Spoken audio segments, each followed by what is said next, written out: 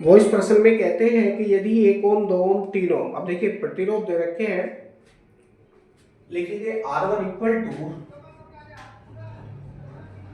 1 ohm, R2 equal to 2 ohm और R3 equal to 3 ओम। ये हमको दे रखा है प्रश्न में और ये पूछते हैं हमसे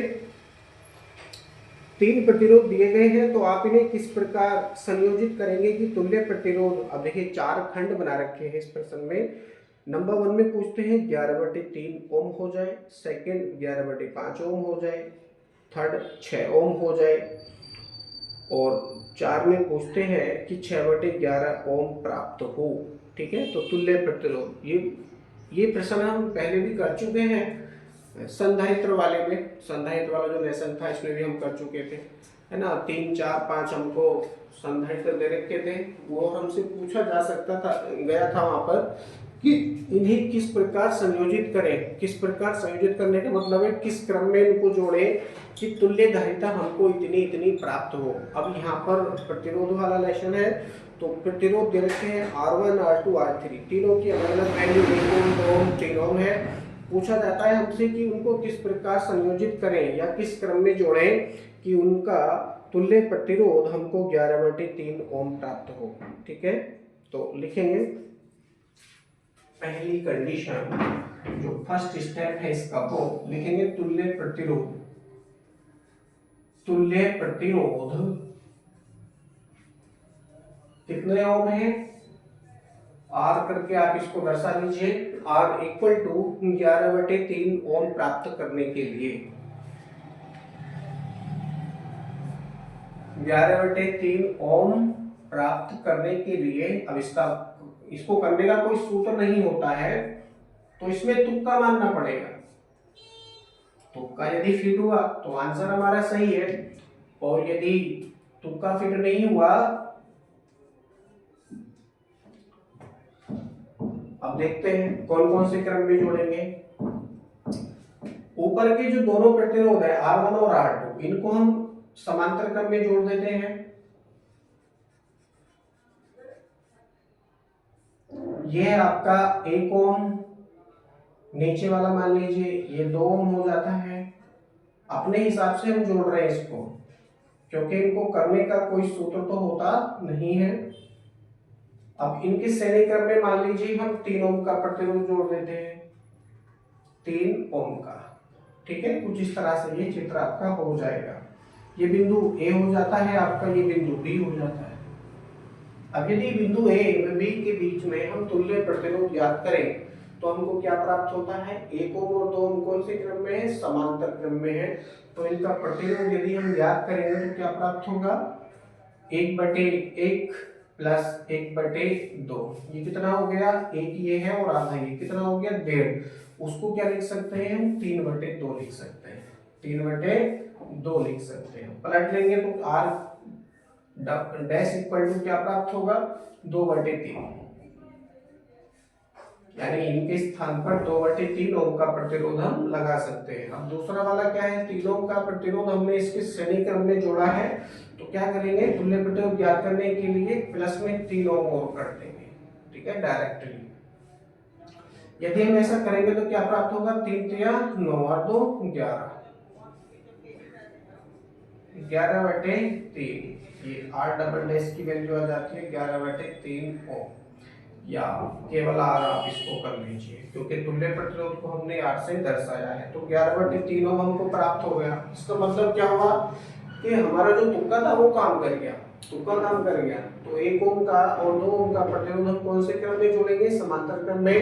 और तीसरा 3 ओम का प्रतिरोध इनके श्रेणी क्रम में जोड़कर ऐसा कर सकते हैं। तो हमको लिखना पड़ेगा थ्योरी में थोड़ा सा। ठीक है, प्राप्त करने के लिए 1 ओम तथा 2 ओम प्रतिरोधों को या उनके प्रतिरोधों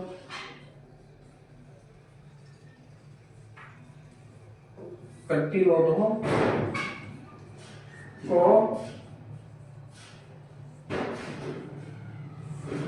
समांतर क्रम में जोड़कर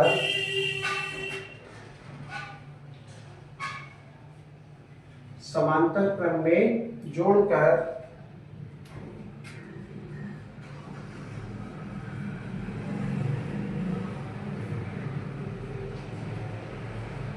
3 ओम प्रतिरोध को 3 ओम प्रतिरोध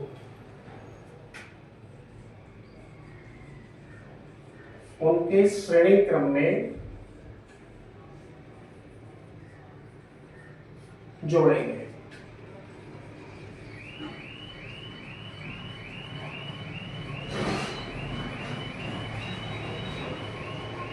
उनके श्रेणी क्रम में जोड़ेंगे तो चित्र आपका कुछ इस तरह से बन जाएगा। उसका तुल्य प्रतिरोध भी यदि हम याद करेंगे तो क्या प्राप्त होगा, R इक्वल टू डायरेक्टली देख लो 3 प्लस 2/3 तो प्राप्त होगा हमको यहाँ पर 11/3 ओम।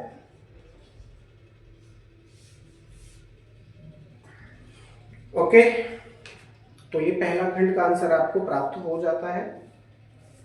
अब सेकंड में पूछते हैं कि 11/5 ओम हो जाए। अब 11/5 ओम हमको बनाना है। सेकेंड क्वेश्चन, तुल्य प्रतिरोध कितना कर रहे हैं, 11/5 ओम कर रहे हैं। 11/5 ओम करने के लिए फिर से क्या प्रयोग करेंगे, तुक्का। भाई तुक्के के अलावा हमारे पास में कुछ भी सूत्र नहीं है, ना कोई थ्योरी है इसको हल करने के लिए, तो केवल तुक्का ही हम लगा सकते हैं। तुक्का काम करेगा तो बहुत अच्छी बात है, नहीं तो फिर हम ये वैल्यूज परिवर्तित कर लेंगे। अब देखिए 5 आना है नीचे, 5 आने के लिए क्या होना चाहिए, 3 को इधर होना चाहिए और 1 को इधर होना चाहिए।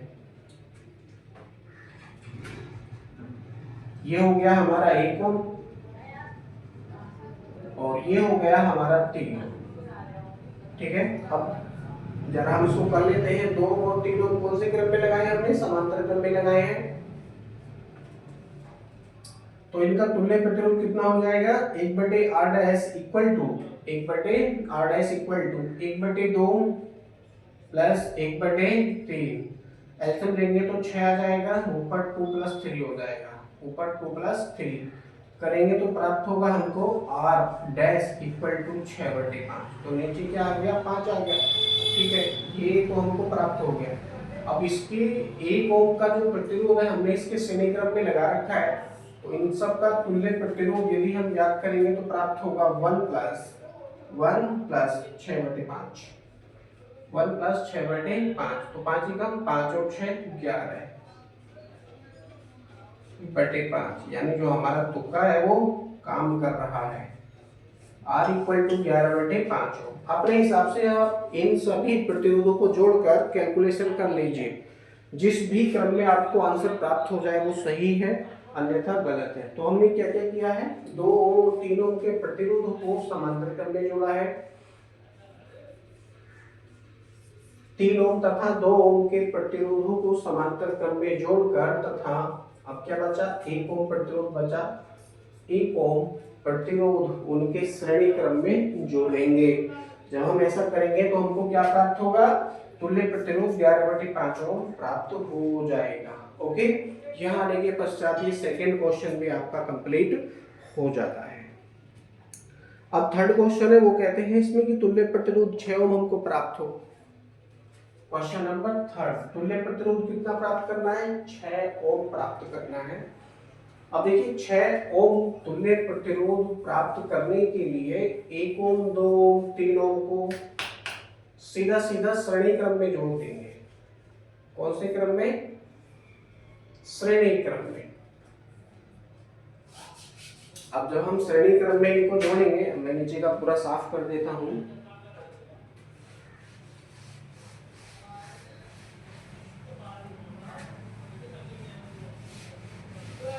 ये भी हमको साफ करना होगा, क्योंकि 6 ओम हम कैसे प्राप्त कर सकते हैं, 6 ओम 1 + 2 + 3, 1 + 2 + 3, ये सीधा सीधा क्वेश्चन हो गया।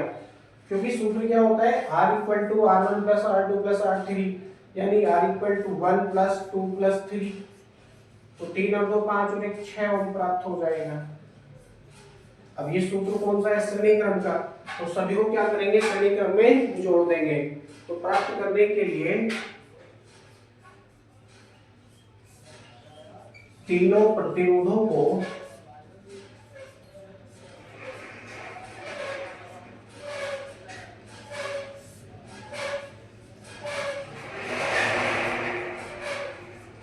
श्रेणी क्रम में जोड़ेंगे, श्रेणी क्रम में जोड़ेंगे।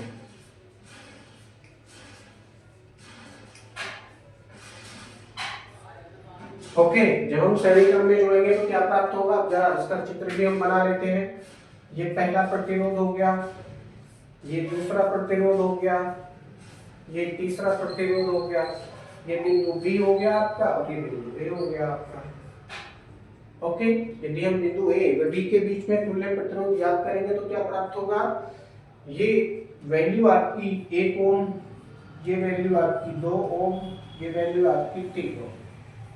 इसको नाम दिया R1, इसको नाम दिया R2, इसको नाम दिया R3। अब हमने कौन से क्रम में जोड़े हैं, श्रेणी क्रम में जोड़े हैं। तो सूत्र हो जाएगा R equal to R1 plus R2 plus R3। यदि हम ऐसा करेंगे तो प्राप्त होगा R equal to 1 plus 2 plus 3, यानी R इक्वल टू 6 ओम, ये हमको प्राप्त हो जाएगा।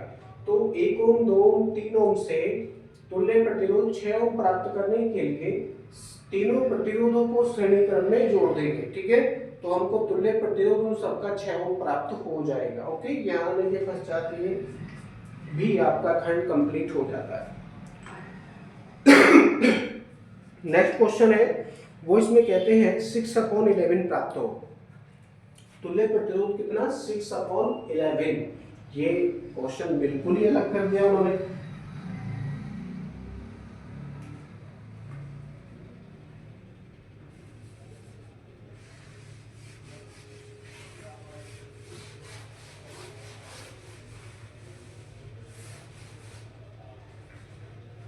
अब वैल्यू कितनी हो चुकी है, 6/11 हो चुकी है। R equal to 6/11। ओ, तुल्य प्रतिरोध प्राप्त करने के लिए कौन सा खंड है, इसका चौथा खंड है। तो आइए R इक्वल टू 6/11 ओम प्राप्त करने के लिए तीनों प्रतिरोधों को, अब पहले श्रेणी क्रम में जोड़े थे, अब देखो समांतर क्रम में जोड़ना, देख लो तीनों को, क्या पता हो जाए।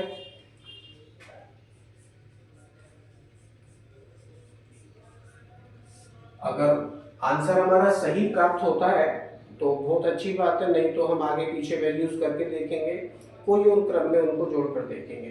ठीक है, क्योंकि इन सवालों को करने का हमारे पास कोई सीधा सटीक मतलब फॉर्मूला नहीं होता है, अपनी इच्छा अनुसार हम गणना करते हैं। तो मान लीजिए ये पहला प्रतिरोध हो गया, ये दूसरा प्रतिरोध हो गया, ये तीसरा प्रतिरोध हो गया,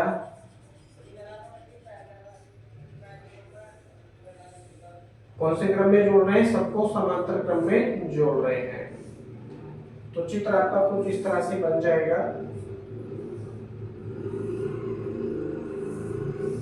ये बिंदु ए हो जाएगा, फिर ये बिंदु आपका बी हो जाएगा, ये वैल्यू 1 ओम, ये वैल्यू 2 ओम और ये वैल्यू 3 ओम। कुछ इस तरह से ये हमको प्राप्त हो रही है। अब समांतर क्रम का सूत्र क्या होता है, 1/r बराबर 1/r1 plus 1/r2 plus 1/r3। इसके अनुसार यदि हम इसको हल करेंगे तो क्या प्राप्त होगा, 1/r बराबर 1/1 प्लस 1/2 प्लस 1/3, यही तो प्राप्त होगा। कर लेते हैं, तो 3 और 2 का एलसीएम 6 हो जाएगा। तो 6 प्लस ये कटेगा कितनी बार, 2 से, यदि 3 बार कटेगा, 3 का मल्टीप्लाई ऊपर तो 3 प्लस 3 से कटेगा 2 बार, 3 से कटेगा 2 बार, तो कितना हो गया, 6 3 9 2 11 बटे 6, 11/6। ये किसकी वैल्यू है, 1/r की वैल्यू है। पलट लेंगे तो क्या प्राप्त होगा, R equal to 6/11, R equal to 6/11 ohm. Okay, तो तुक्का जो है हमारा वो सही काम कर रहा है, जोड़ेंगे। अतः 1/r बराबर 1/r1 plus 1/r2 plus 1/r3 से इसको यदि हम हल करेंगे तो तुल्य प्रतिरोध हमको 6/11 ओम प्राप्त होगा। यह आने के पश्चात ये प्रश्न भी आपका पूरी तरह से कंप्लीट हो जाता है।